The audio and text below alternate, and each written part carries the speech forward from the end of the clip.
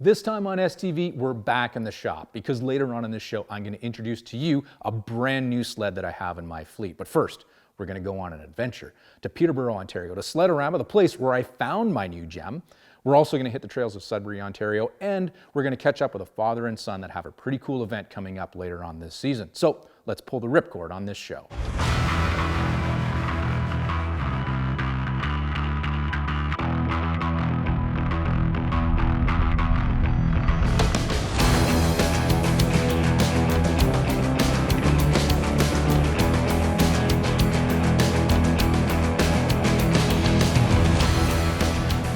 STV is brought to you by Yamaha, revs your heart.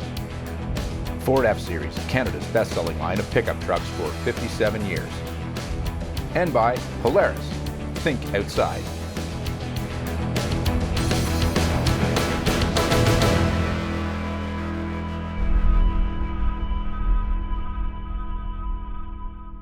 To start things off, I've got a story that started to come together for me a couple of months ago, this past fall in Peterborough, Ontario at SledARama, where I had $1,000 cash burning a hole in my pocket, and I was on a mission to buy a new-to-me sled. Now, it was a whole lot of fun hanging out at the swap meet that day, and ultimately I was successful in buying the coolest sled ever to be built by any manufacturer ever.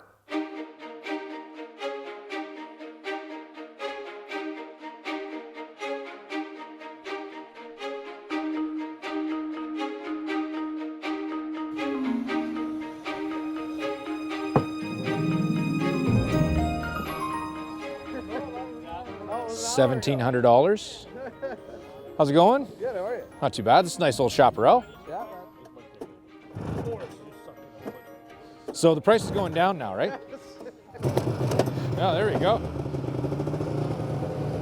So the price went back up.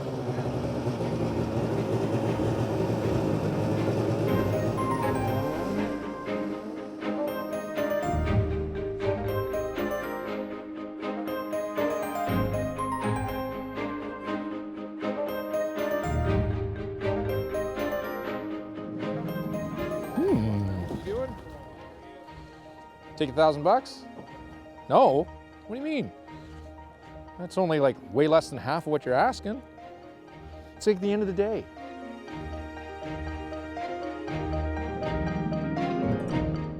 We're kind of getting on in the show here, and I haven't found the sled yet. There's some opportunities here for sure. I mean, in that trailer right there, there's an Evinrude for like $730, $750, something like that. Don't know if I want to go there.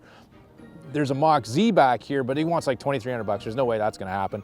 So the pickings are good. I just haven't narrowed in on it yet. So hopefully we're going to still find it. I'm holding out hope because I got $1,000 in my pocket. And if I don't spend it today, I'm going to buy car parts or something like that, and it's gone. And my opportunity of a sled is gone. I just don't know what it's going to be yet. But that's the fun of a swap meet. You just don't know what you're going to get. It's like a box of Cracker Jacks. That's pretty cool.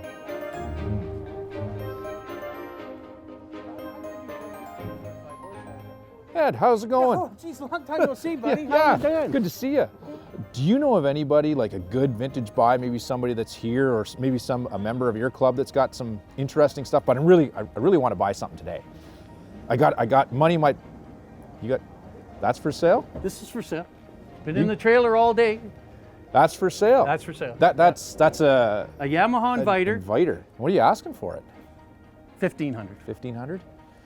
Interesting. I'm negotiable. We're old friends. Yeah. Alumni. You know what? I'm just gonna go talk to the camera guy, and we'll get this all set up, and then maybe we'll talk about this. All right, so that's definitely a plot twist. I did not go over to see Ed to buy a snowmobile or think that he had a snowmobile for sale, but looking at that Inviter over there, I mean, that's perfect. I mean, it's got to be the ugliest snowmobile ever built by a manufacturer. If it's not the ugliest, it's the second ugliest, because it is ugly.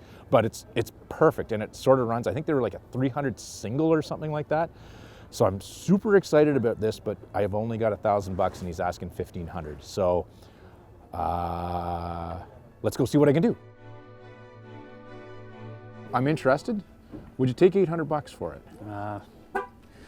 I'd like to do it for a friend, but I got more invested in that. Okay, I Yeah, get we it, are I get friends, it. and we are, like I said, we've worked together before. Yeah. But I got more invested in that. I get it, I get it. Maybe go- I got a 12 budget. maybe? 12? Would you do like 950? 950, like It's 950 still- today. I got the money in my pocket. Let's just make it nice and even. For a friend, $1,000 $1,000. $1,000? Let's stop talking. Let's do it. Let's do it. I'm going to do it. $1,000. I am My now pleasure. the owner of a Yamaha Inviter.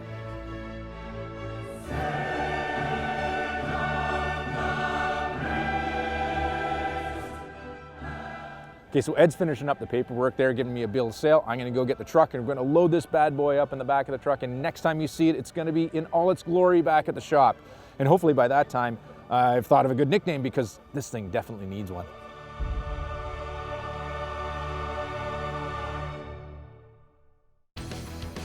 This segment is brought to you by Yamaha. Sudbury was one of the first snowmobiling destinations I ever went to that was outside the area that I grew up riding in here in Eastern Ontario outside of Ottawa. Now since then, I've been back up to the region many times and always had an excellent experience. Last season, the crew of STV went back up to the Big Nickel to experience the hospitality and trails of Sudbury.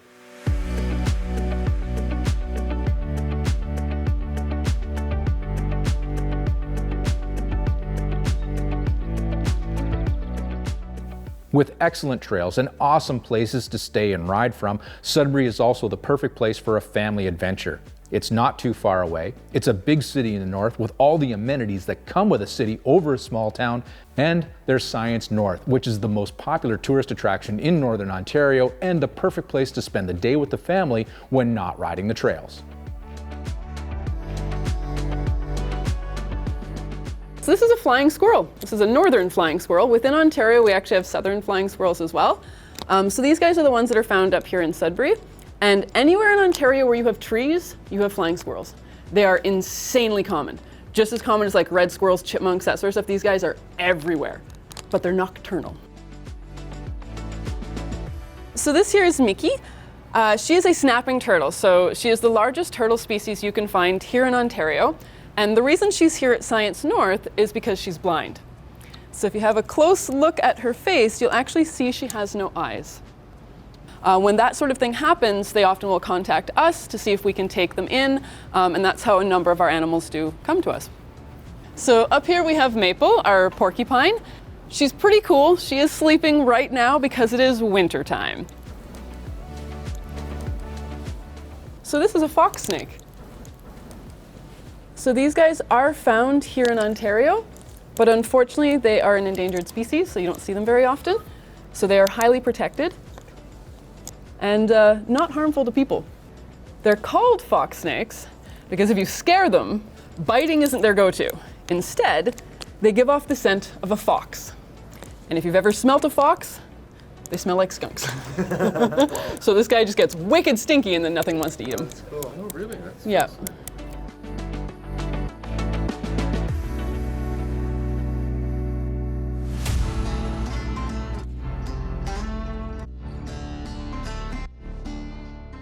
So what do people from outside the region not realize about Sudbury? They don't realize how vast of an area this is and how big of a town it is and how many different varying types of amenities we have here.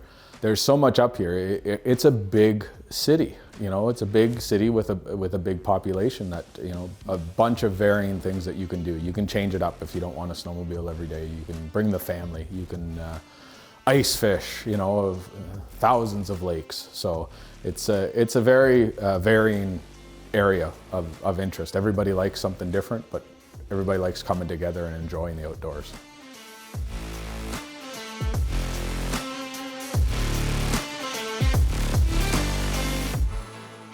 Sudbury is also home to the Sportsman's Lodge Wilderness Resort on Kookagami Lake, which is one of my most favorite places to stay when on a snowmobiling getaway.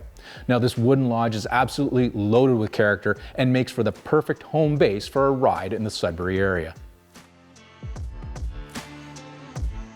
So I had searched for lodges for probably 15 years or better. I've looked at many of them, came across the Sportsman's Lodge, and I had stayed here in the past. I'm an avid snowmobiler, and the original lodge was built across the lake in the 30s, from what I understand. It was a fly-in only lodge. The second facility, which is the one I bought here, was built around 1980. It has the tallest pine log structure in Ontario. We have over 70 beds here, and we can feed 50 to 70 people very easily in one sitting. Accommodations at the Sportsman include breakfast and dinner in the central lodge, and their homemade meals are always the perfect bookend for a day on the trails. Lunch is also available if you're planning on staying close by the resort for the day. While at the Sportsman's, you can choose from individual rooms in the tower building or accommodations in the main lodge with fully serviced rooms and comfortable common area, which is also great for groups and families. With its wooden construction and welcoming atmosphere, the Sportsman's is one of those places you can come to again and again with family and friends and always feel that warm charm you only get with a true rustic wilderness lodge. Each time I've stayed here, I always leave wondering when I'll be able to get back again. The people that come here and the camaraderie between snowmobilers is something that attracts me to this place. The first time I came here, this was probably the best snowmobile trip I've ever been on in my life. And whenever anybody's mentioning coming or going on a trip, I always brought up the Sportsman's Lodge. As a snowmobiler, you can go pretty much anywhere from here down into the Muskokas or Haliburton, up to Cochrane from here, Timmins, Shining Tree, yeah.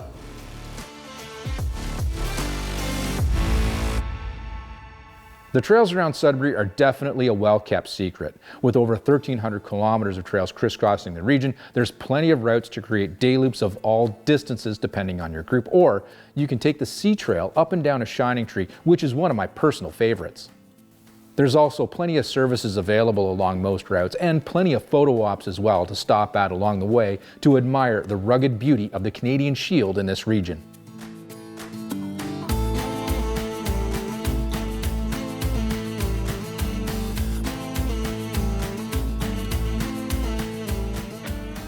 The Sudbury Trail Plan is essentially the District 12 of the OFSC. We're comprised of 10 clubs.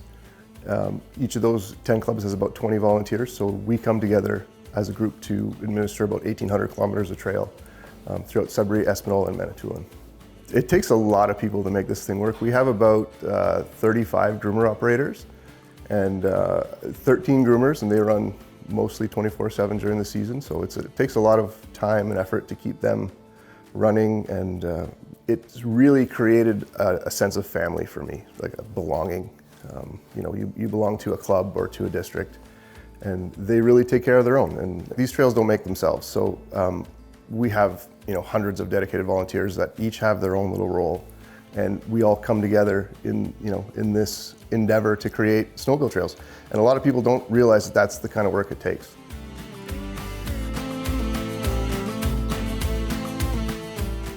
There's a lot of work that goes into maintaining our trails, but however, when winter comes and we see people out there enjoying themselves, it really makes we appreciate what we do for our community. And I know people appreciate what we do as well because we hear it all the time.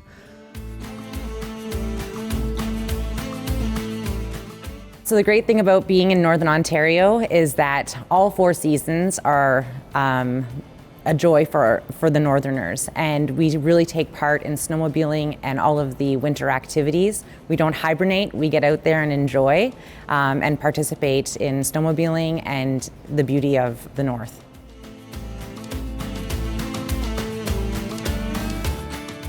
With its lakes and elevation changes, Sudbury has everything you're looking for in a snowmobile ride. Now, Sudbury is not only Northern Ontario's largest city, it's also a snowmobiler's paradise in winter. This segment is brought to you by Ultimax. So earlier in this episode, we went back in time to SledARama, where I connected with Ed Long and this glorious Inviter. Now, I've had this sled in my fleet for a couple of months now, and since I purchased it, I haven't had even as much as a second of buyer's remorse. Now at the time, I didn't know that I needed or even wanted a brown and gold snowmobile. That was until I laid eyes on the Inviter. And you have to admit, this color combination is absolutely stunning. I think brown and gold is going to be the new trendy colors on the snow.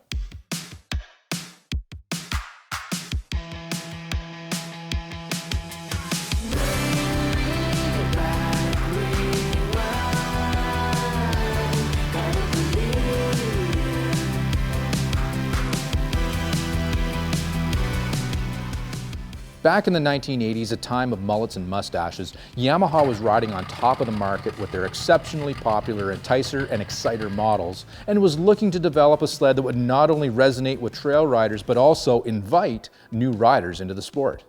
See what they did there? Enticer, Exciter, Inviter, invite new people into the sport? I mean, clever folks at the Yamaha department of the Ministry of Vehicle Naming to come up with a name that not only rhymes, but it says what the vehicle is meant to do. But really, is this a party you want to be invited to? I don't know. The new in 1986 Inviter was designed by extensive surveys done by Yamaha to deliver exactly what the trail riding crowd wanted in a snowmobile. Key points of development were an emphasis on comfort and ease of operation with a design centered around the rider and the ride experience. Now the seating position on the Inviter is one of laid-back luxury, with your feet stretched way out in front of you in wide, exaggerated footwells. The seating position on the Inviter is absolutely perfect for little old ladies, no taller than 5'3", weighing less than 85 pounds.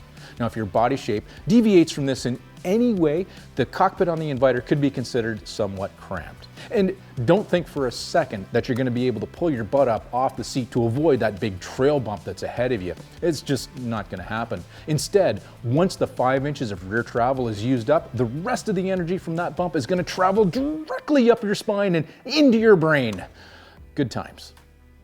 The seating position is also dictated by the yoke-style steering, which pretty much prevents you from shifting any body weight outside the designated area. Yamaha was even thinking outside of the box when it came to the throttle of the Inviter. I mean, this was the 80s, and there wasn't EFI systems with really light thumb throttles. So those little old ladies, after a day of riding, well, their thumbs would get really sore. So instead, Yamaha installed the Finger Blaster 3000 on the Inviter. I mean, this was a lot easier to trigger for riders, and I mean, you could finger the Inviter all day long. Yamaha wasn't finished with the innovative exterior design of the Inviter. Instead, they went back to their survey results and realized high performance wasn't something that sledders really wanted, and powerful, fast sleds were a waste for trail riders who at the time, according to the survey, only rode at speeds in and around 30 miles an hour. The trail snowmobile buyers were clearly wrong in being attracted to performance, and therefore the Inviter didn't have any. This led to the installation of a 300 single-cylinder engine pumping out 28 horsepower under the hood. Clearly, more power was completely unnecessary for the true trail rider. I'm no expert, but I think corporate Yamaha may have been just a little bit wrong in their findings. Now, there was, and still is, definitely a place for a 300cc 28 horsepower snowmobile on the market, but there's no denying that there was, and definitely still is, a performance aspect to snowmobiling that I think Yamaha may have missed. And back then, there just simply wasn't enough 85-pound little old ladies to support the sales of the Inviter. Fundamentally, their intentions were golden brown in this case, but the execution was just a little too niche-oriented, and Yamaha corporate failed to recognize the big picture in snowmobiling, which was performance. Yet Yamaha should be applauded for their efforts to bring the Inviter to market, even if they missed the bullseye. And I know it could be argued that Yamaha missed the dartboard completely with the Inviter, but they were in a market leadership position, and they were trying to grow snowmobiling beyond traditional snowmobiling markets, which is what they deserve credit for. Sound familiar? In recent years, we've seen manufacturers with Yamaha as one of the leaders develop sleds like the Venom to draw new riders into the snowmobile world of today. I'm still glad Yamaha built the Inviter. Sure, it may not have been an industry home run, but the lessons learned in its life cycle have had an impact on snowmobile design. Plus, the Inviter remains a quirky brown and gold snowmobile from another era that's becoming more and more collectible over time, maybe just because it's an oddity. Now, I for one am definitely looking forward to one or two leisurely trail rides on the old Inviter before promptly jumping off it to Ripple Lake on a Sidewinder. Coming up after the break, we're going to connect with Josh and Jackson, a father and son duo that are planning a pretty cool event later this winter. This segment is brought to you by Ford. Later this winter, there's going to be a very cool event coming up, a 24-hour relay where the goal is to ride as many miles as possible around a dedicated circuit. Now, money raised during this event goes to help children of low-income families attend summer camp, a very worthy cause.